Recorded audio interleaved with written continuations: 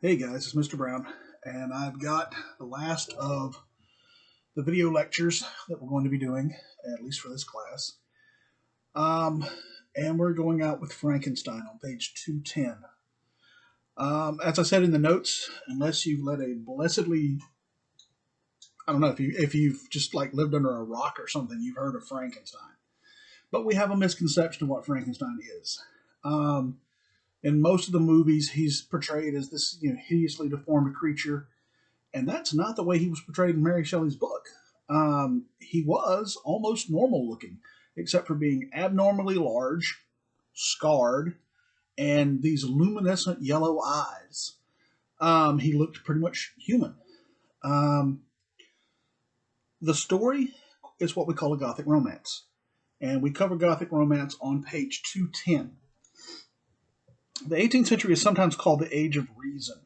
The writers of that period believed in common sense and social order. They distrusted the undisciplined imagination. As the century drew to a close, some writers began rebelling against those beliefs. They were the Romantics. Remember, we've talked about Romanticism before. Not hearts and flowers and Cupid and love and all that nonsense, but highly imaginative, incredibly far-fetched literature. All right? The Gothic romance is one example of a literary rebellion. Now, if you think about it, the whole idea of sewing somebody together from dead body parts and bringing them back to life, that's pretty far out there. So this would definitely qualify as romantic. All right.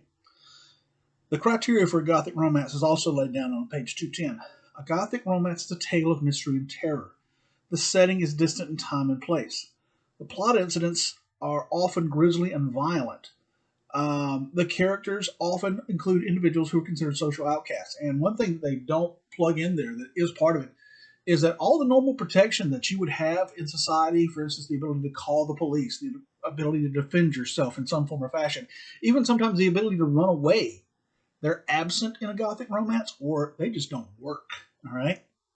Now, going by those four criteria, think about every slasher flick you've ever seen. I have no idea where Camp Crystal Lake is, but it's far enough away that the cops are not going to be able to get to you, distant in time and place. Michael Myers is going to find any kind of sharp, pointy object he can find. He prefers a kitchen knife, but he will eventually find one and use it. So there's the gory, bloody, violent. Even before he became a dream demon, Freddy Krueger was a child molester. He did not play well with others. So there is the social outcast aspect of it. And as far as the last one, the complete and total lack of protection is offered by normal society. Let's look at what we've done to Jason over the years. We've shot him, drowned him, lit him on fire, stabbed him, electrocuted him, blown him up, shot him off into space, hit him with lasers. He's fought a robot. Doesn't matter. He's just going to pop right back up, and he's going to keep coming. All right. So every slasher flick you've ever seen qualifies as a Gothic romance, but so too does Beowulf. All right. Think about it. Distant in time and place. 1,500 years ago in Denmark. It might as well be on the dark side of the moon. Arthur's Last Battle. Also about 1,500 years ago. We've got, scary magic stuff going on. Macbeth, all right? No one can harm Macbeth. He's the king. He's all powerful. So all of society's normal protections are absent. And obviously he turns the whole country against him. That makes him a social outcast. So those three stories all qualify as Gothic romances too. So too do many of your pieces of science fiction. The Terminator, for instance. Jurassic Park. They're on this isolated island, and when the dinos get loose, there's nothing they can do to stop them. Such things as this. So, oftentimes, horror, science fiction, these are what we consider to be Gothic romances. Indeed, Frankenstein is considered a forerunner of modern science fiction. All right. The author of Gothic romances set out to shock 18th century readers. He created a fictional world in which common sense provided no safety against the terror lurking in the dark. As you read this selection, ask yourself, what is the setting? What grisly elements are present in the plot? Now, this story, Mary Shelley wrote it I believe it was 1798. No, that's not right. It was 1816. I'm thinking about a different author. She was at the time 19 years old. She was at a party with a number of other notable, famous authors, including her husband Percy Shelley and the poet Byron, who was called mad, bad, and dangerous to be around. Um, they were competing, telling ghost stories, trying to entertain each other. There was a lot of alcohol. People even have speculated there was some recreational pharmaceuticals, shall we say. And that night, Mary had the worst nightmare she ever had in her life. In the dream, there is this horrible hulking thing in the shadows of the room. It's sort of greenly glowing, and every time the lightning crashes, the thing is a little bit closer to her bed. It's almost like an out of body experience. She sees herself in the bed as the thing is moving closer. Till finally, she finds herself trapped inside the bed in her own body, and she's like stuck in her body, and the thing is reaching down to grab her. At which point, she wakes up screaming.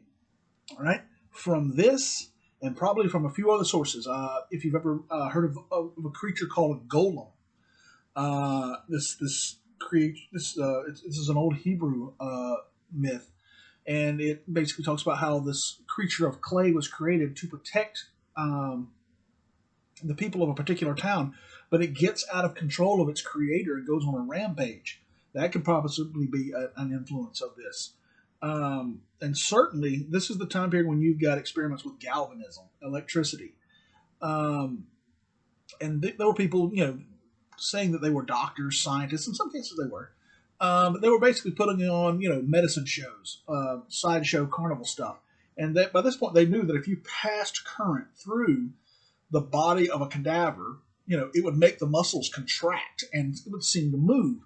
And so she probably had ideas about, there was a big theory that, the stuff of life itself, the spark of life, was electricity. And of course, now we do know that there is a very tiny, minor, mild electrical current flowing through every cell of our bodies. And of course, today, we can't actually shock somebody back to life so long as they've not been under too long.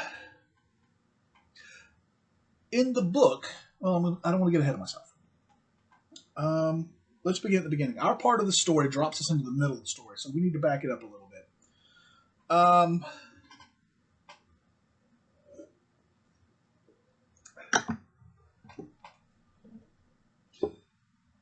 Cup's too big for the coaster. The story begins, and it's told as a series of letters written by a man named Walden. Walden is an explorer. He's trying to find the North Pole. And his ship, the scientific expedition, has gone as far north as anybody has ever gone before. So far north, in fact, that the ship has actually been trapped in the ice. And they're trying to cut the ship free, trying to chop it free. The crew is on the edge of mutiny because they want to go home. They're scared. But Walden is so obsessed with finding the North Pole that he's not turning back, not for anything. The danger doesn't matter. If they could find the North Pole, in Walden's opinion, humanity will be benefited in ways that we can't even begin to imagine. And so the risk is worth it. All right? Now, imagine Walden's surprise when, running across the ice, comes a man in rags and tattered furs, hysterically yelling, "You have to come with me. We have to kill it. You have to come with me. Bring weapons." They subdue this raving person who appears out of nowhere in the middle of frozen tundra. They bring him aboard, and they slowly nurse him back to health. And as he and Walden get to know each other, the guy is playing it pretty cagey. He won't tell him a whole lot about who he is, but Walden picks up on the fact that the guy is a scientist of some description or another. And as they're talking, Walden reveals, his mission to the mysterious stranger.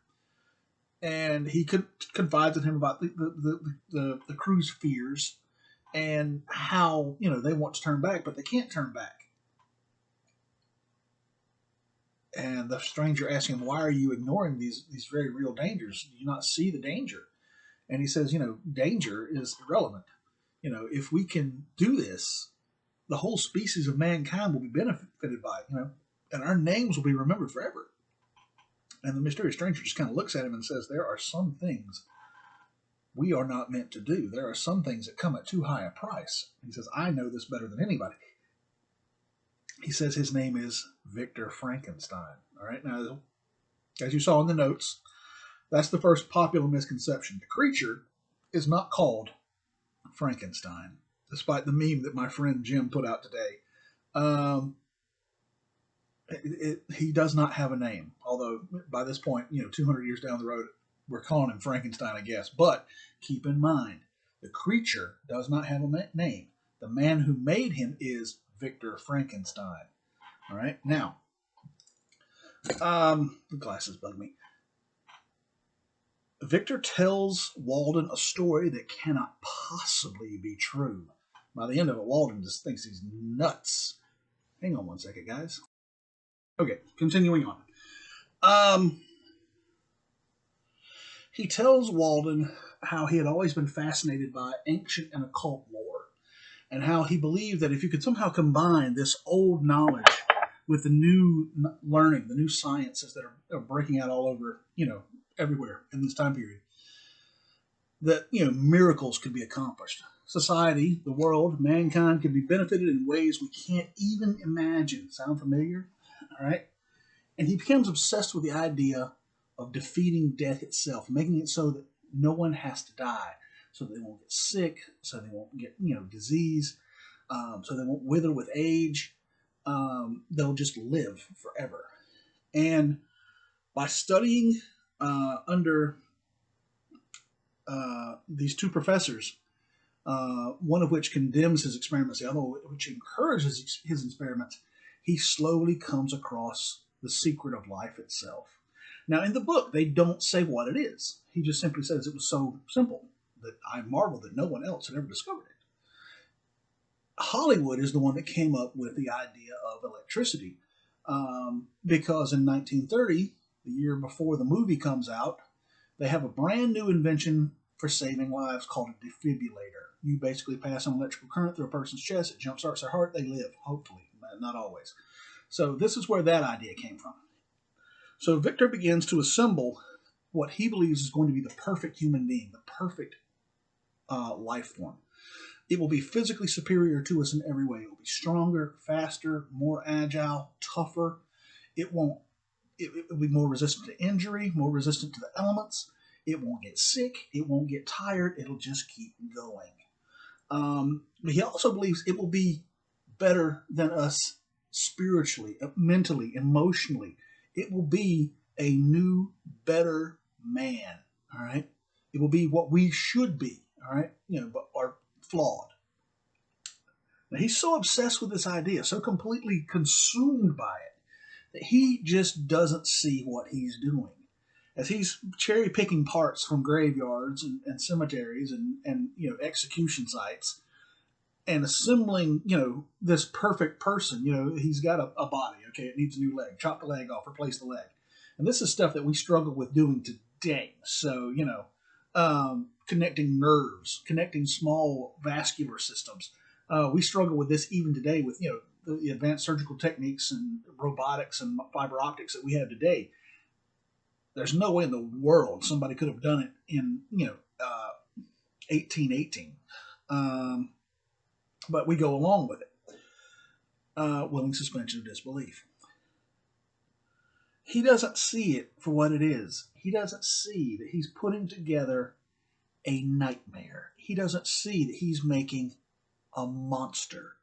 He just keeps telling himself, when it's finished, it'll be perfect. It'll be wonderful. It'll be everything it's supposed to be. It'll be perfect when it's finished. And not until the very last moment, not until he brings the creature to life, does he see it for what it is. Not until, it gets up off the table where he assembled it, and it's a shambling, broken, deformed wreck. Is it that he has his moment of self-realization, because Victor does qualify as a tragic hero. He started off intending to do something good, something amazing. He's greatly loved by all the people around him. But he becomes so obsessed, so filled with pride, maybe, at the thought of that he could build a better human being, do one up on God. He doesn't see it until it's too late, right? And he literally, in most of the movies, he says, "Oh God, what have I done?" And he runs away and abandons the creature and leaves it to die. Some of this is covered in your books. The creature, for his part, stumbles out into the wilderness and has a number of encounters with human beings, all of which are progressively horrible. The creature is on his own for almost 2 years, and by fate or by accident, he finds his way to Victor's home in Geneva, Switzerland, where Victor this entire time has been so horrified and just disgusted with himself for what he's turned loose on the world. That light bulb. That he spends most of the book suicidal. And I'll be honest, Frankenstein is an incredible piece of literature. It's one of the cornerstones of literature. It is the Gothic romance. It's like slogging through mud. It's full of very big, thick, chewy, $20 19th century words. And Victor is so depressed, and the creature is so depressed, that it can drag you down pretty hard. I've read Frankenstein once in my life and feel no inclination to read it again. But I am still going to tell you, read this book because it is such an incredible book. Winter is coming. All right. Now, we begin on page 211. The creature has confronted Victor. It's killed his brother William. And Victor is going up into the woods, not the woods, the mountains, to hunt it down and kill it. I should not say it, I should say him. It's told him, "I'll meet you in the mountains." And so Victor goes up to hunt him down. Now, that's one of the big differences between the movies, usually, and the book. The creature in most of the movies is fire bad, tree pretty. All right. But in the book, he is ridiculously, stupidly hyper intelligent. He's reading John Milton, for God's sake. It begins on 211. I packed only absolute necessities: food, blankets, and a gun. I had only a few desperate hours. If I failed, Justine had only 2 more days to live. I knew where to begin my search. A few days ago, I had seen the monster swinging above the rock face of Plain Place. It could not be far away. Having neither the strength nor the agility of my creation, I was forced to take a slower but easier path to that place. From time to time, I questioned cottagers along the way. There was no need to ask if they had encountered a madman's nightmare. If they had, the mountainside would be buzzing with a new nightmare to frighten children. Instead, I asked if they had noticed anything unusual. Had there been any unexplained sounds at night, unexpected shadows, thefts of food, missing livestock? I met nothing but blank looks. Every question was answered no, or by that suspiciously soothing nonsense reserved for an idiot. The creature had learned to keep away from people. I continued my search far from human dwellings. I followed the light of the moon. An error in judgment or twisted foot, and my climb would have ended at the bottom of a valley. However, I pressed on. Eventually, I had to sleep. I awoke with the first rays of the sun. Had I dreamt or heard that whisper, Frankenstein? Something white and delicate fell at my feet. It was a sprig of edelweiss, a little flower, which you see on page 210. I looked around, but found no sign of life. I shouted, but only echoes replied. Then, on the rock space above my head, I saw the imprint of a giant hand. The creature had been here while he was asleep. The creature creeped right up on him, put his hand over him, and watched him sleep for a couple of minutes, and then left him a little flower, and left, and Victor was none the wiser. This next paragraph. I felt fear and then triumph. I had tracked it down. Justine would be saved. Victor is looking at this from entirely the wrong perspective. The thing creeped up on him while he was asleep and watched him sleep and left him a little flower. And he tracked it down. A slight fall of stones rattled down from above. I followed these traces higher and higher. The day wore on. It was late afternoon when I passed a river of ice. Mist covered the surrounding mountain. Ahead, I heard a low laugh more chilling than the cold of any glacier. I realized I was the prey, not the hunter. For a genius, Victor's a little slow on the uptake. I had no choice but to go on. I had my pistol. Failing all else, I might avenge William's death. A light breeze dispersed the clouds. As I climbed down the surface of the glacier with my back to the cliff, I gazed at the river of ice, winding between mountains whose glittering peaks were bloodied by the setting sun. Then I saw the figure of a man bearing down on me with superhuman speed. Let me pause for just a second. As he approached, I realized how much bigger he was than a man. I had made him that way. As he drew closer, I recognized only too well those misshapen features. I felt faint. Only at the last minute was I able to raise my hand and shoot. Too late. With a leap even I had not thought possible, he knocked the pistol away. Again, in the movies, the creature is portrayed as sort of like a thriller extra. But in the book, he's freaking Superman. Victor pretty much got it right. He accomplished everything that he wanted to in the creature. It is extremely intelligent. It is far, far and away physically superior to any other person living. But the problem is, it's absolutely terrifying to look at. All right. He's coming at Victor like the Flash, and he just jumps, like, puts Jesse Owens to shame, broad jump, and swats the gun out of his hand before Victor can shoot. All right. Okay. I know guns, he croaked hoarsely. You want to kill me. His voice had a flat, impersonal quality, like a machine. Devil, I shouted, what else do you deserve? I expected this greeting. His withered lips were twisted in an evil grin. I have learned to live with every hand against me. Rage overcoming fear, I leaped at him. He merely stepped aside and said, You know I am stronger, faster than you. My life may be misery, but I will defend it. Murderer, I shrieked, I curse you. I curse the day I created you. I hate you. In reply, he placed an immense hand over my eyes. I struggled to no avail. Listen, he said in a slow, creaking voice. You will learn what you have done. Then you will decide what is to be done. He took away his hand. I turned my head to avoid that hideous face. The scars were no longer livid, but this made the crude matching of dead flesh even more repulsive. The creature built a fire. I learned quickly, he said as the flames leaped up. Sit. The first thing I remember is light. It hurt my eyes. When light and darkness came together, they made shapes. The shapes became a face. Then the face was gone. Confusion followed. I saw, felt, heard, and smelled at the same time. I was lying down. I sat up. Around me were shapes that meant nothing. Close by me was a little wavering thing on a white stick. I put out my finger and touched it. There was pain. I found that I could stand up. I knocked things over as I learned balance. I walked into the darkness. Then I saw the face again. I cannot say what I felt. It was not something I could see or hear or smell or touch or taste. Love is a word I learned much later. I would never forget your face, Frankenstein. You looked at me. You made a noise like the one I made when I burned my finger.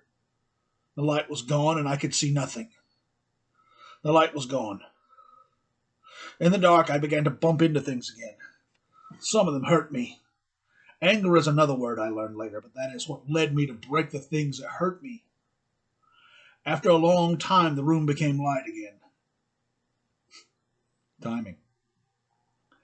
I do not know how, but I found my way into the forest. I became more confused. The sounds and smells were strange. I felt hunger and thirst. I crammed things into my mouth. I drank from a brook. I realized light came from two objects. The sun I could not bear to look at, but the moon lit my path at night. From time to time I slept, and when I did not, I walked on. Okay, so he wakes up, and he is for all the world like a newborn, like an infant. But he learns incredibly quickly. Within moments, he's able to get up and stand and walk. At one point in the book, he actually says something along the lines of, it's not so much that he was learning, so much as he was remembering things. and he has the curiosity of a child. He sees a little wavering thing on a white stick, a candle flame, and like every other child, if you've ever been around a child, if it's bright, shiny, and moving, he's going to go for it. He sticks his fingers in it, and of course it burns him. And like a child, when something upsets him or hurts him, they lash out. All right, he basically throws a tantrum and starts breaking the lab all to pieces. He sees Victor, and he imprints on Victor the same way a child imprints on his parent. He says, I felt something that I did not know how to explain. It would be a long time before I ever learned the word love. But when he looks at Victor, he says, I'll never forget your face. There's no love in his voice when he says it. All right? And Victor runs away, leaves him, abandons him to die. And he, the creature, stumbles out into the forest. All right? And again, like a little kid, he's hungry. Stuff goes in his mouth. All right? Whether it's supposed to go in there or not. Soon I came to a hut. An old man sat there. When he saw me, he made a loud noise and ran away. I was delighted with the hut. The fire was warm, and I had learned not to put my fingers into the flame. I ate what the man had left, and then I lay down and went to sleep. I was awakened by the sound of voices. There was a group of men at the door. They carried objects like the leafless branches of trees.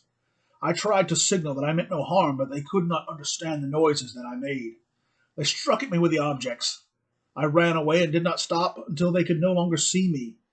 Then I walked on, avoiding the places where men lived. All right, so this is his second encounter with human beings after Victor leaves him. Other humans, because I guess you could say he's sort of human. And it's some old codger living in a shack in the woods. And he just blows up in the place and just scares the old guy half to death. And of course, the old guy takes one look at him, screams, and runs off. And he just makes himself right at home. He makes himself a place by the fire, and he has the old guy's food. But in a little while, the guy comes back with the ubiquitous angry mob. He says that they had something that looked like the leafless branches of trees. Pitchforks, all right? It's the angry mob with the ubiquitous torches and pitchforks. And they attack the creature. They stab at him with the pitchforks, and they swat at him with the burning torches, and they don't do a thing to him except scare him. It scares him half to death. And so, he's as scared of them as they are of him. And he runs away into the night, into the forest. Take another little pause. Okay, we're back.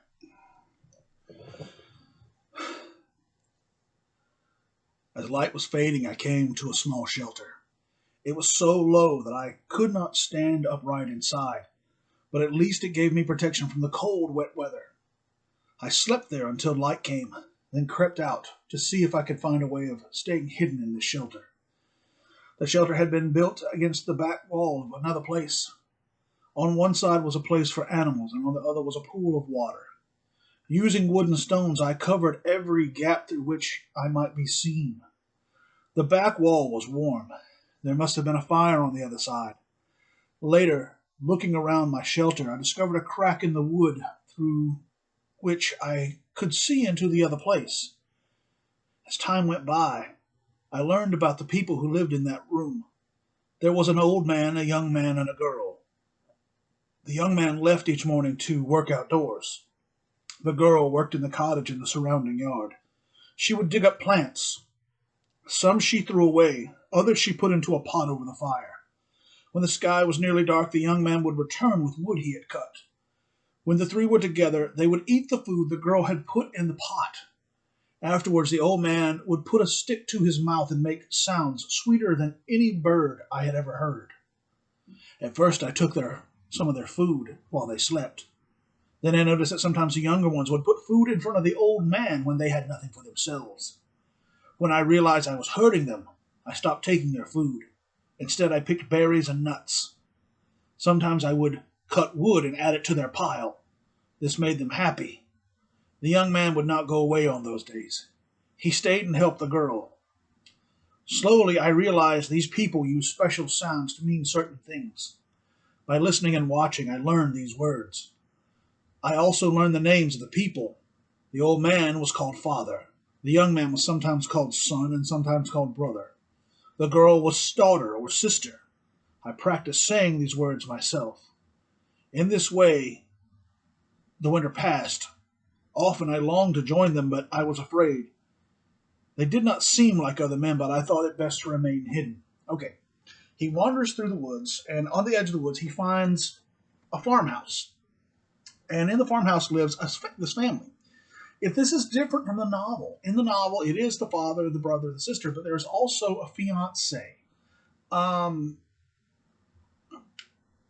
who they are teaching to read and write.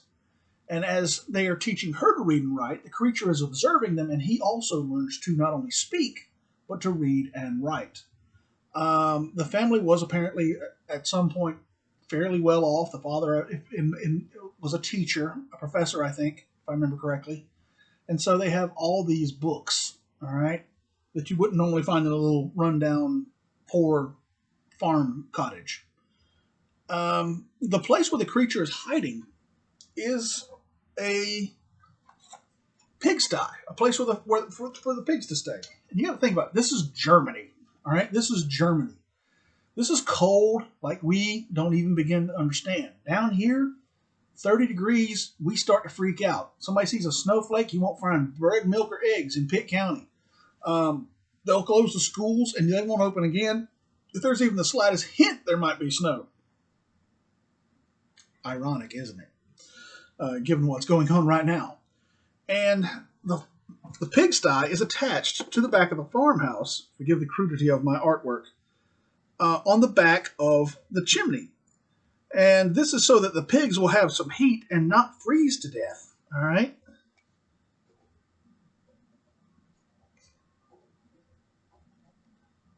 Because again, this is colder than New York. All right? See? You got the pigsty, and you got the people. All right? And through some sort of little breach here, he's able to see into the house. And as I said, he learns to read and write from observing these people. We get a real good glimpse of what the creature's real nature is, or at least his original nature here. Because he says at first, he took their food. And when he realized, that he was hurting them, that they were giving up, the children were giving up their food to feed their father,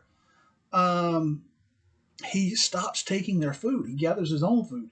And he even goes so far as to begin to help them around their farm, doing chores and odds and ends. And they know someone is helping them, but they don't know who and they don't know why. They don't look too closely into it either. They're just grateful for the help. Depending on the version of the story, the dad seems to know something is up, but he doesn't seem to know what. The son is a little suspicious, but the girls just kind of roll with it. They're happy, so that they don't look too deeply into it. And he stays for them a good long while. He passes the entire winter with them. We're going to find out, he passes through summer and spring with them, and it's fall before he heads out and leaves them, right?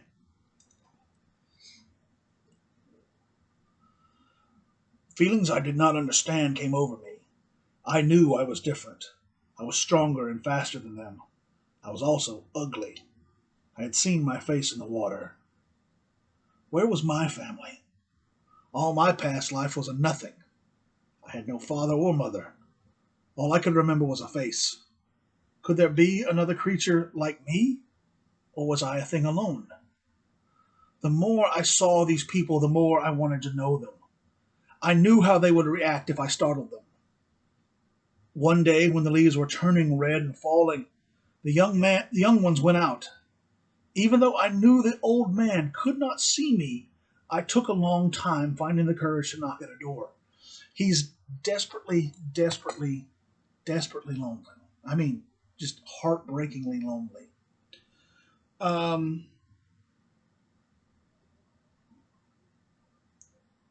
He is smart enough to realize that this is the problem.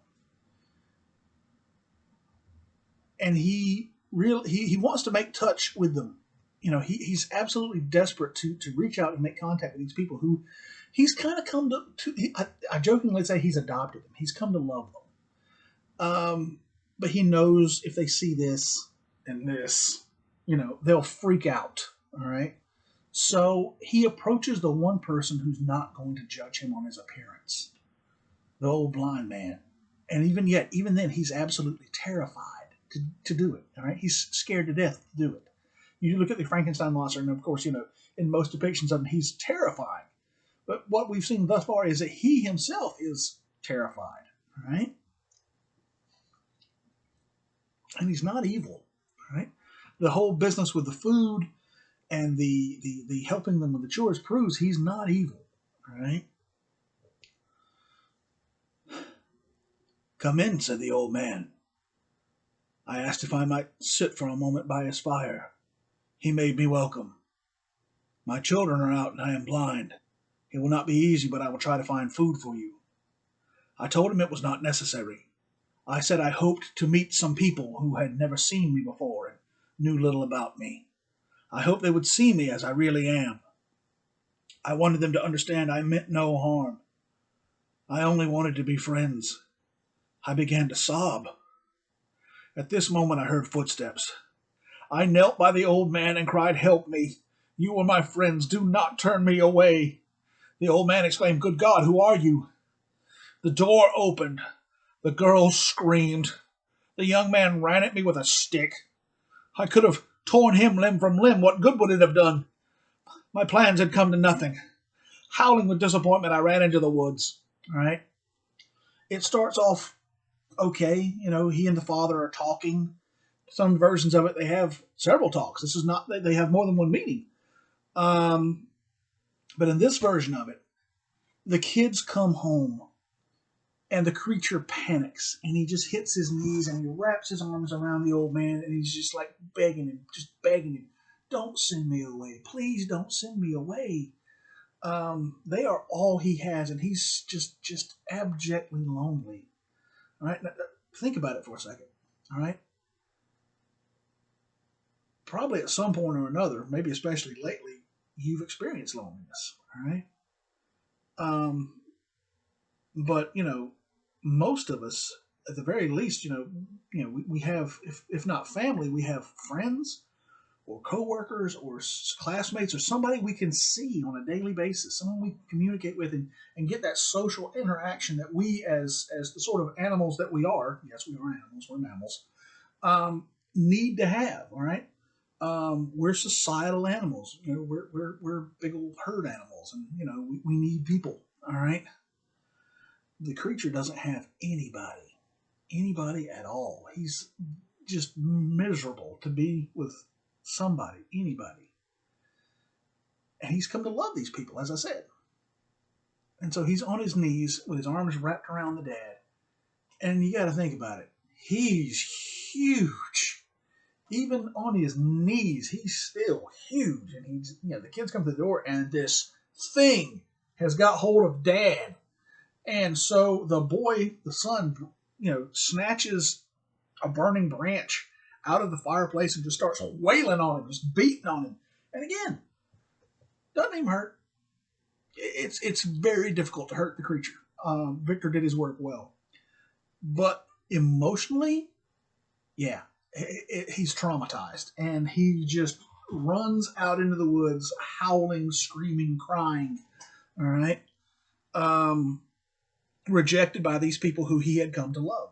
All right. Or at least rejected by the kids. I wanted to destroy everything around me. Then I remembered your face. At that moment, I began to hate you, my creator. I lay in thinking all day. Maybe if they had had time to be prepared for my appearance. I made up my mind to go back. There was a thing on wheels outside the cottage. It was piled with their belongings. The young man was talking to another. "Don't ask us to stay. You did not see that monster." They left and I was alone. I entered the empty cottage. Rage overcame me. I could not harm anything human, so I turned my anger on things. I burned the cottage to the ground. I shouted and danced as it burned. And then I left. All right. So, all right. He goes back to try again. All right. Maybe now that they've seen him, maybe he can talk to them. Maybe it'll be better. But instead, different portrayals do it different way. They've loaded up everything they've got, and they've left. They've just completely abandoned the house. And as he puts it, there was no one human to take his anger out on, so he takes it out on the house.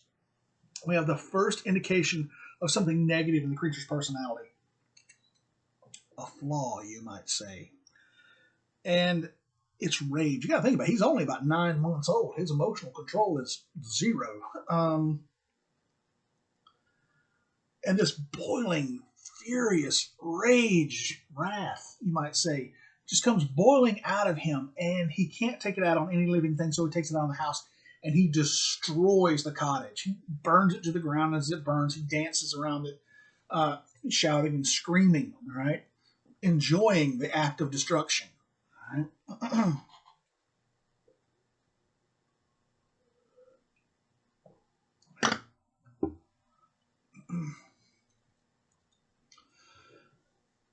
By now, I realize that I, Victor Frankenstein, was at least partly responsible for the creature's sufferings. I had brought this misshapen thing to life, and all he had to thank me for was that enormous body and unnatural strength. The wavering light of the fire distorted even further a face more grotesque than any carved stone devil's. If my creator is afraid to look at me, why should anyone else? He rasped. He moved behind me where he could not be seen. After some days, I came to the edge of the forest. There I stopped by a wide stretch of running water. I wondered what to do. I heard a girl's voice. I hid behind a tree. She was running and looking behind her, laughing all the while. She tripped and fell into the water. In the space of one frightened scream, she was swept away. I threw myself into the water after her. I had to struggle, but I caught her and dragged her to shore. I climbed with her in my arms onto the riverbank, and there I came face to face with a man. He was probably the one she had been running from in play. In his hand he carried what I thought was a large stick. I recognized the look on his face. I had seen it before. All right, well, let's continue. I put the girl down at his feet and held out my arms to him. I wanted to explain there was nothing to fear. He did not even wait for me to speak. He raised the stick. There was a flash and a loud noise. And something hit me like a blow. Its force hit me like a blow and threw me back into the water. I was carried away. He got shot.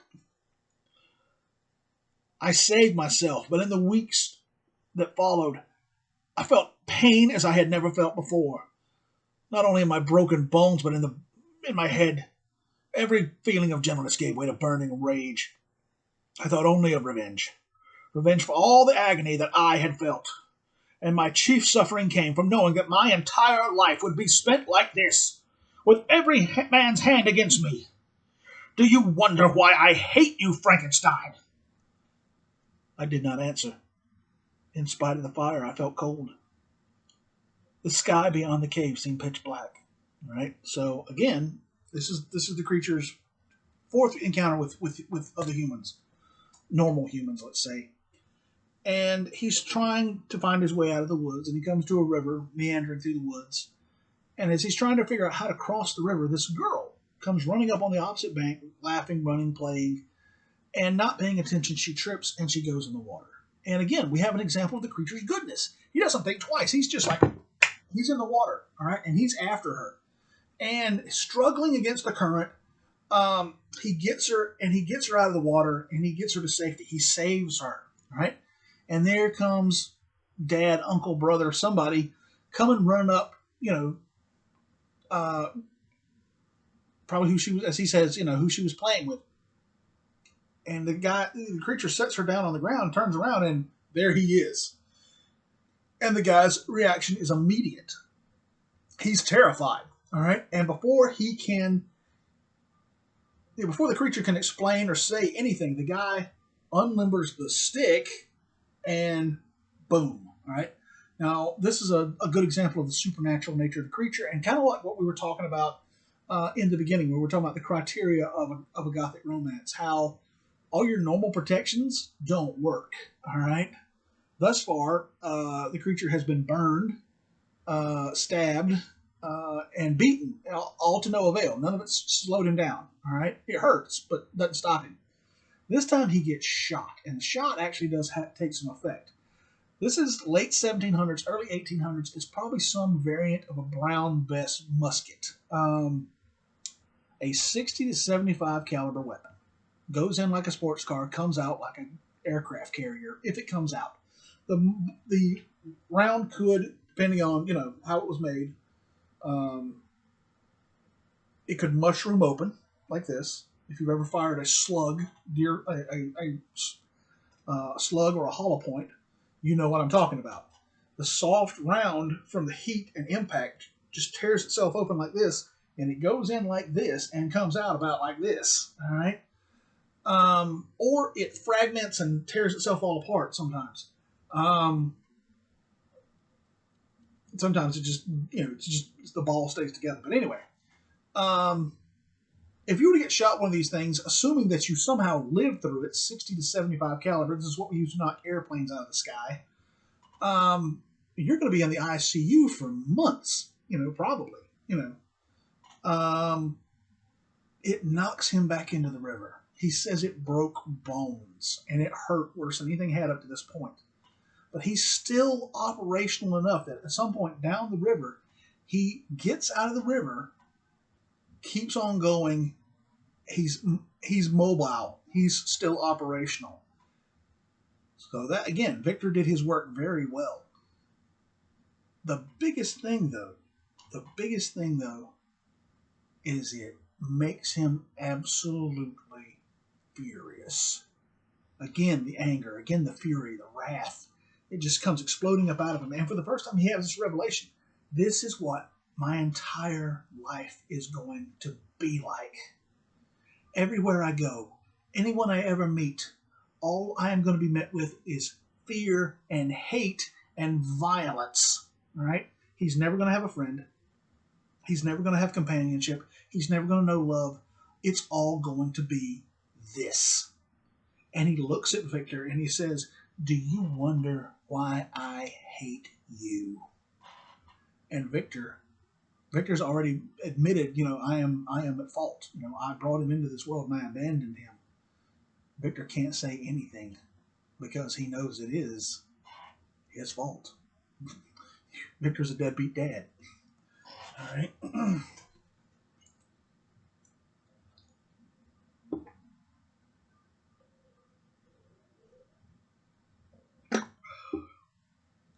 Stay. "Go on," I whispered. "Why did you come here?" "Fate, maybe. Perhaps I followed the sun. Growing time came again. Spring. But that only made my dark thoughts darker. I took care not to be seen, but I watched your race, 2 by 2, and I was alone." The creature's voice was hoarse in the gloom. "Perhaps it was fate that brought me to the woods by the lake. There I saw a young boy. Suddenly I had an idea. He had lived too short a time to have been taught to fear my ugliness. If I took him away, if I could bring him up as my friend, I would no longer be alone." Impulsively, I seized him.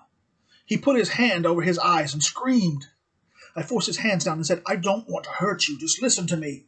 He struggled, shouting, "My father is Mr. Frankenstein. He will have you arrested, monster. You want to tear me up to pieces. You're ugly, ugly." I only meant to silence him. But in a moment, he lay dead at my feet. All right. This is different again from the book. All right. He has at once a good idea and a really stupid idea, a naive idea. Again, he's at this point maybe 18 months old, if that.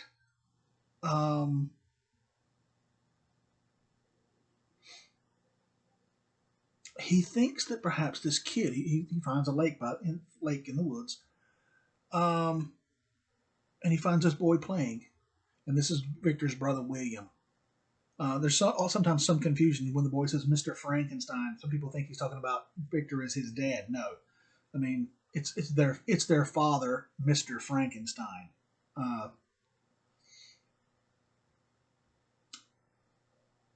he has this idea that maybe because the boy is young, he will not judge him by his appearance. He won't hate him because he looks different. And hate is something that is learned, it has to be taught. But fear is an instinct, and it is bone deep. So when he comes busting out of the bushes and tries to grab the kid, of course the kid screams his head off. And the creature grabs him, and the kid is swatting at him and hitting at him and hollering and screaming, and in his efforts to keep the kid under control and trying to shut him up, he's huge, the kid is little.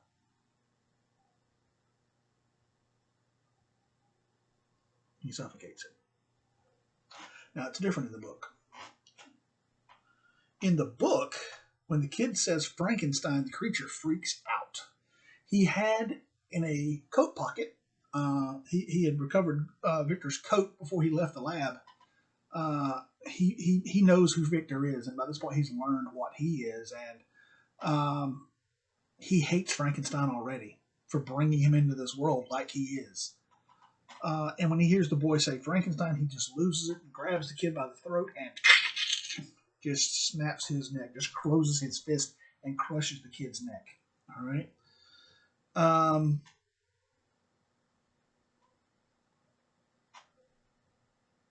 Different versions of the story. And this goes back to what we were talking about tone, how changing the tone changes the story. On the one hand, in your version of the book, which is what will show up on the test, he is regretful of the boy's death. It was an accident. He didn't mean to kill him, and he regrets it. In the book, the real book, the novel, he killed the kid out of spite. This is Frankenstein's brother or some relation to him, and it's going to hurt Victor. So he was happily to kill him. In a moment of uncontrolled anger, he snapped the kid's neck. Both are horrible. Both are horrible. But the tonality of it is different because of the motivation behind it. Right? In the one, it was a regretful accident. The other, it was hot-blooded murder. All right.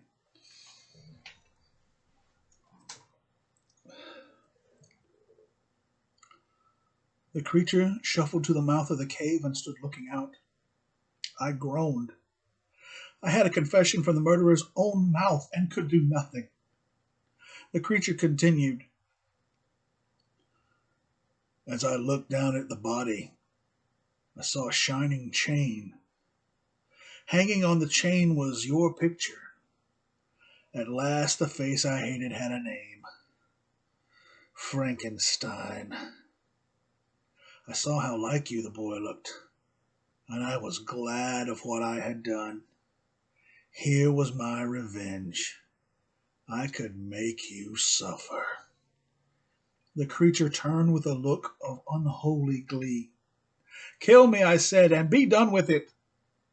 The thing laughed a laugh as dreadful as its appearance. All right, that's a very good little section right there. And again, it's all about tone, all about the position that the story's being told from. First off, he is regretful of William's murder or accidental death, however you want to look at it. Either way, he killed the kid. Kid's dead either way. And it's his fault. All right. But when he sees a locket around the boy's neck and Victor's picture is in it, everything changes.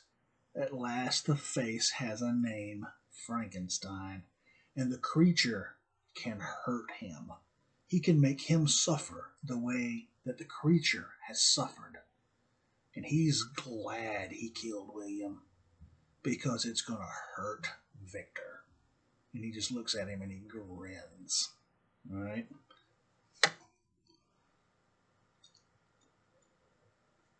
The thing laughed a laugh as dreadful as its appearance.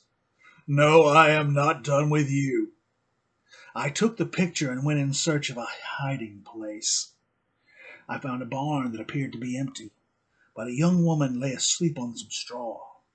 As I gazed at her, I thought, if only she would smile for me. I whispered, here is one who would give his life for one loving look. She stirred, and I was terrified. I can imagine her screams if she opened her eyes. The thought aroused the demon in me. I thought, let her suffer too. So I hid your picture in her dress and fled. I don't know what happened to her, but from what I have seen of men, it will be devilish. She will die at daybreak tomorrow unless I can prove that she is innocent. Then she will die. All right. Again, just great little section.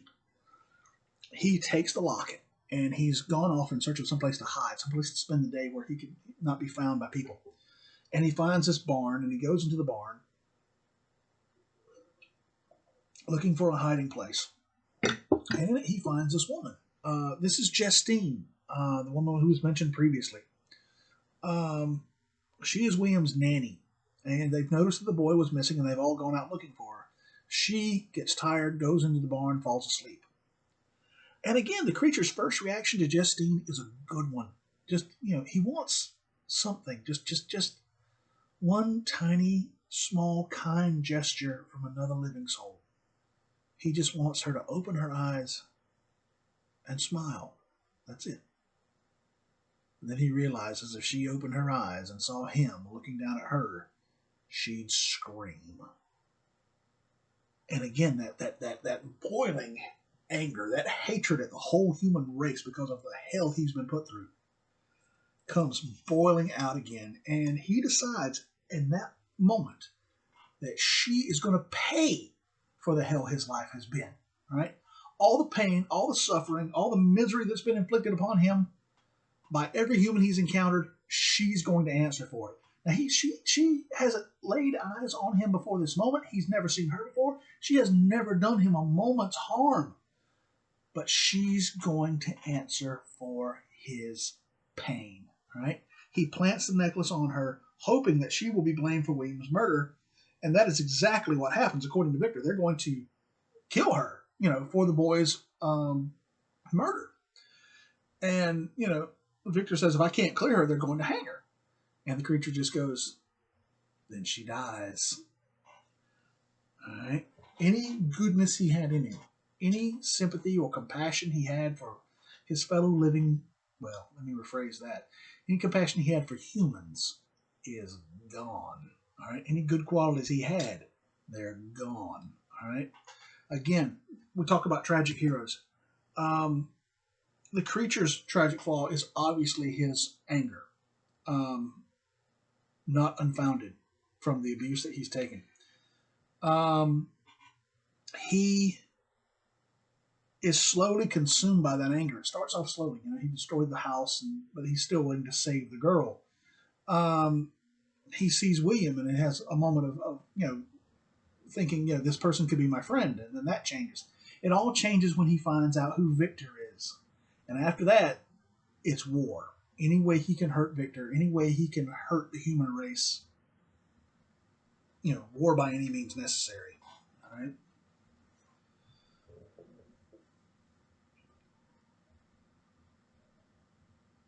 I hurled myself at him, but he held me off with one contemptuous hand. I have more work for you, Frankenstein. My misery comes from being alone. I want a companion, and you will create her. I tore myself from his grasp, howling, never! There are others you love. Do you want them to die also? They will, if you refuse. I shall not rest until you are as alone in the world as I am. I'll kill myself first. That will not save them. Kill yourself and you condemn them. My mind was in a whirl. William was dead already. Dare I risk the lives of the others?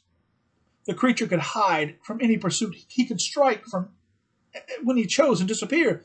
Would anyone believe my story? And that also goes back to what we were talking about with, the fourth criteria. Victor goes trying to find help fighting this thing. No one's going to believe him. They'll lock him up. All right. So none of society's protection is available to him. All right. I'll do it on one condition, that you will go to an uninhabited area and not return. Swear to that, and I will create a companion to share your exile. I swear. Do that, and no man will ever see me again. But start soon. I will be watching your progress. The creature says that he and his bride will go to the Amazon, How he intends to get there, I have no idea. But he says they're going to go to the Amazon, where no living eye will ever see them again.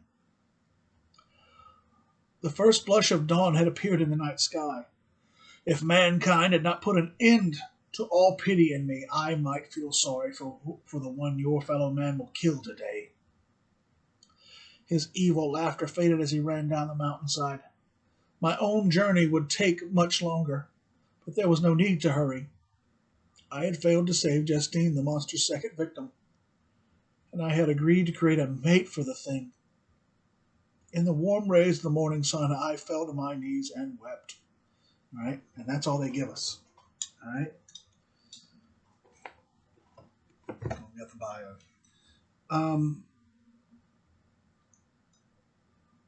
Victor doesn't trust the creature. He agrees to make the mate, but he wants to get as far from his family as he possibly can. So he goes to Scotland, of all places, where he begins building the mate. And the creature goes with him. He keeps tabs on him. He checks on him periodically and keeps urging him to hurry, hurry, hurry. But as he's working on it, two fears begin to grow more and more strongly in Victor's mind. One, what if it lied? What if they don't leave? He can't stop one of them. What is he supposed to do with two of them running loose? And second, what if they procreate? What if they make more things like themselves? All right. Now, this is not good science. Admittedly, none of this is very good science. Assuming they could have kids, probably, assuming there wasn't massive genetic damage, they'd still be human. All right. But again, bad genetics, bad science. But genetics was brand new in this time period. And in any event, Victor decides it's just too dangerous. And he destroys the mate before it's finished. And he rushes home to Geneva to try to get to his family before the creature learns what he's done. He fails. Somehow, some way, the creature beats him back to Geneva. And it kills his father, his fiancée, and his best friend. After this, Victor spends years hunting the creature across Europe and up through Russia. And there are times when, he almost quits. He's sick or he's heartbroken and he just can't keep going. And it's like in these moments, the creature knows what's in his heart and his mind and will do something to goad him on, to fire him back up again. You should have seen your father's face. You should have heard her scream, things like this, just to keep Victor angry and to keep him hunting. And if Victor runs out of food, for instance, he'll kill and leave food for him. Like he'll kill a deer, he'll kill a rabbit and leave it for him. Finally, they reach the northern coast of Russia, and the creature sneaks aboard a whaling ship. And when the ship goes out, Victor takes another ship and goes out with him.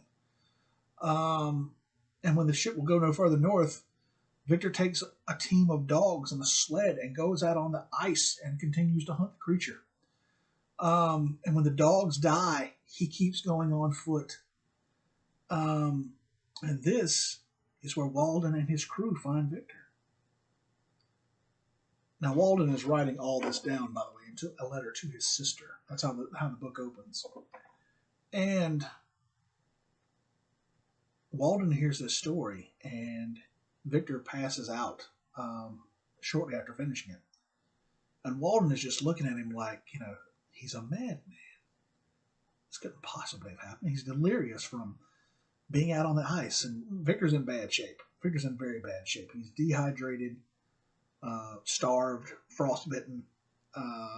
He's not in good shape. And as Walden is writing all this stuff down in the letter to his sister, in the night, Victor dies.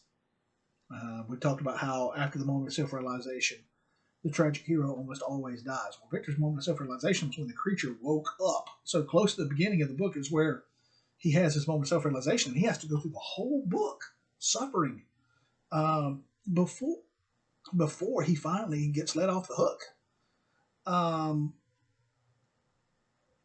They put Victor's body in the hold. They wrap it up and they intend to bury it the next day, give him a burial at sea, I guess. But that night, as Walden is working, he hears this god-awful wailing scream coming from the hold. And he rushes down there with pistol and lantern, and his men are with him. And as he opens the hole to the door, there's the creature standing over Victor's body, just wailing and weeping. And of course, in this moment, Walden knows it was true. And he gets all the men out, he gets them all out, and he's got his pistol pointed straight at the creature's head, and the creature just looks at him and like, I don't care. Pull the trigger, I don't care. Right? And then he goes back to weeping over Victor. And Walden slowly lowers the gun. And he looks at the creature and he's like, why do you weep for him? You drove him to his death. And the creature says, he was all I had. The whole book, he's been absolutely desperate for some kind of connection to another living soul. Anybody. Anything. And he finally made one. He made one with Victor. It was a connection based on hate. And think about how horrible that is. How terrible must your circumstances be that even having someone to hate is better than being alone.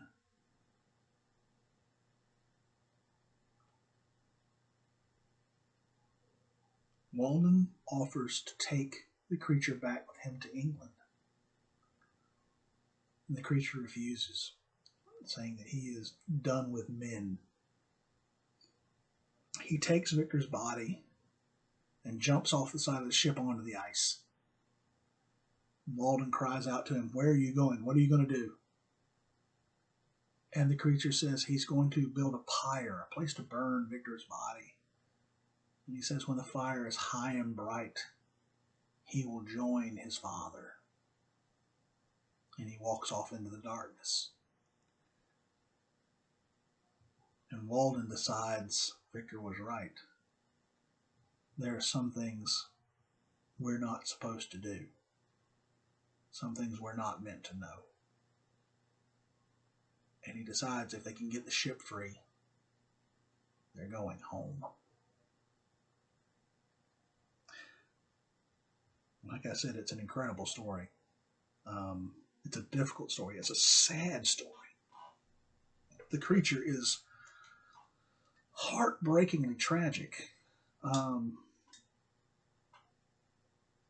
It's hard to look at him and say he's the villain. He does terrible, horrible things. There's no denying that, but look at how the world treated him. Is he not justified in his anger? Victor's not much better. Victor intended so much good to come from what he was doing. And he loosed a nightmare on the world, and it cost people their lives, including his own. So very, very much I think this qualifies as a classical tragedy. All right. Let's read Shelley's bio on page 219. 1797, 1851. Mary Shelley was the daughter of two writers. Her mother, Mary Wollstonecraft, wrote enthusiastically in the late 1700s about the importance of women's independence, along with other books about education and politics. Her father, William Godwin, was a philosopher. Though Wollstonecraft died shortly after the child was born, Mary Shelley closely followed in her mother's footsteps. In her lifetime, she wrote 7 novels, 24 ghost stories, travel books, and newspaper articles. At 19, she had already written Frankenstein, the novel for which she is best remembered. Unfortunately, her life was marked by terrible personal tragedy. She married the poet Percy Shelley in 1816. They had 4 children. They must have cranked those kids out quick. Three of the children died young. Then 6 years after they married, Shelley died by drowning in a boating accident off the coast of Italy. He was only 30 years old. After Percy Shelley's death, which devastated her, Mary moved with her surviving child to Genoa, Italy, where she lived until she returned to England about a year later. She continued to write to support herself and her child. In addition, she began to edit Shelley's work and continued to write in her own journal, which she kept for most of her life. Mary and Percy Shelley had been part of an acclaimed literary circle. When Mary Shelley wrote Frankenstein, many of her friends were interested in the scientific speculations about nature and the origins of life. She was very much influenced by their ideas.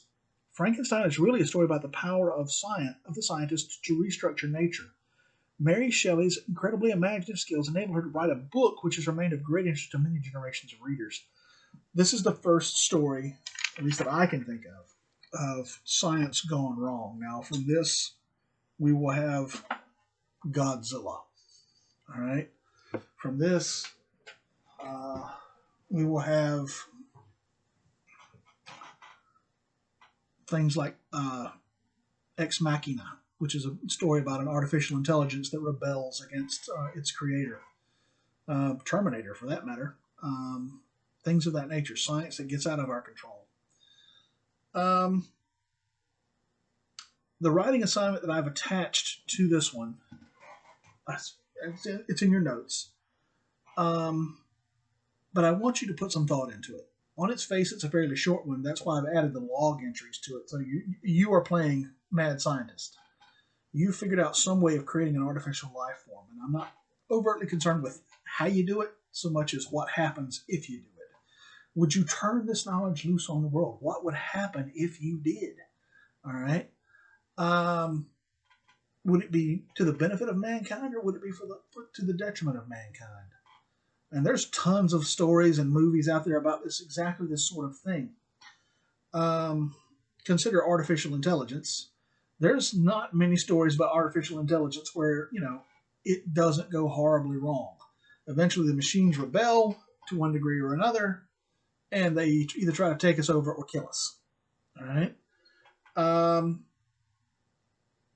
Now, on the opposite side of that, you've got stories like AI, which was basically Pinocchio, but still. Bicentennial Man, which is a Robin Williams movie, things like that. But artificial intelligence could be a very good thing. If you've got computers that can think for themselves, make decisions for themselves, they could be used for exploration. They could, basically develop ideas that we haven't even considered. Humanity could greatly be benefited by AI. All right. Genetic engineering. This is where you take the genetic material from one species and transpose it into another one. They've been all this stuff to one degree or another they can do now, by the way. Now, on the plus side, you could cure diseases. All right. I believe, I can't remember for sure. Is it sharks? There's a particular species. I want to believe it's sharks. They don't get cancer. Period. Ever. They just don't get cancer. And so researchers are trying to figure out, okay, what is it in the shark's genetic code that they don't get cancer? All right. And if you could figure it out, and if you could figure out a way to transpose it into humans, congratulations, you just defeated cancer forever. All right. And think of all the potential cures for diseases that this could be done with. All right. Now, we've all seen the ridiculous horror movies where, you have Shark Man or something like that. But, they talk about tailoring kids in vitro, all right? You want the kid to be of above average intelligence, to be athletic, to have, blonde hair, blue eyes. Sound familiar? Potentially, this means you've got if you can afford to have it done to your kid, then you are essentially creating a homo superior. A better model of human being, which means that the inferior model of human beings will become obsolete pretty darn quick. They wouldn't be able to compete. Also, for instance, let's say that you wanted to have you're the sort of person that, might like the idea of having your people tailor-made in vitro to be good workers, resistant to pain, but kind of on the dumb side and not much given to independent thinking. Kim Jong-un, all right? These are things that theoretically are possible. All right. Cloning does not work like you see it in the movies. You don't make a photocopy of somebody and they just pop right out instantly. It doesn't work that way. You have to take an egg, an unfertilized egg, clean all the genetic material out of the egg, put the genetic material of the animal that you want to clone into it, and then it has to be put inside a female that is capable of carrying that egg to uh, uh, full term, to birth. All right. And when it is born, it will be a baby. For instance, if we were going to clone me, God knows why anybody would want to, you would take a sample of my genetic material, you take an empty egg, you put my genetic material in that egg, all right, and then it would be put into a female. 9 months later, it would be born, and it would be baby me, all right. To reach the point I am now, that baby would have to age 48 years to be where I am now. Hopefully, he'd do a better job of it than I have. All right. Now, all the positives of cloning, and you don't necessarily do it. They're working on cloning tissue, just not a whole person, just a part of a person. But this poses difficulties. Imagine doing things like tissue transplants or organ transplants. The biggest problem with this is that your body is having something from outside put into it, and your body does not like this, and it tries to kill it. My mother, for instance, has a cow valve inside of her. She had one of her heart valves replaced with a cow valve, and she has to take immunosuppressors so that her body doesn't kill the cow valve. But if it was from you, if it was from a clone of you, and it was genetically the same as you, then maybe your body would not try to kill it. Maybe your body would not reject it. Now, if we can grow the tissues, all right, if we can just make the parts that we need, that's fine and good. But otherwise, the only way to do it is you have to grow a whole human being and harvest what you need from them and kill them in the doing of it. All right. Is it right? Does that clone have rights? Is it human? Does it have a soul? Do you have more right to live than it does? All right. Consider all these things when you are making your writing assignment and making your log entries. And tell me, would you do it? Would you turn this knowledge loose in the world if you did what happened? All right. This is our last book assignment out of the gold book. I hope you've enjoyed the work.